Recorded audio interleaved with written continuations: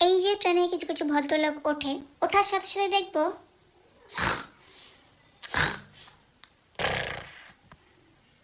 এত ঘুম আসে কোত্থেকে আপনাদের? ওঠার সাথে সাথে নাক ডাকার আওয়াজ, আর তো কেউ আশেপাশে নেই, এত আরামের ঘুম আপনাদের আসে কি করে? হ্যাঁ, কিছু বলদা পাঠার মতো, মানে কাকে কি বলবো, এমন বিভৎস নাক ডাকবে। আর আমি যতবারই একা ট্রাভেল করি, আমার মানে ওই 4-5টা রোয়ের মধ্যে কেউ না কেউ একটা নাক ডাকবে।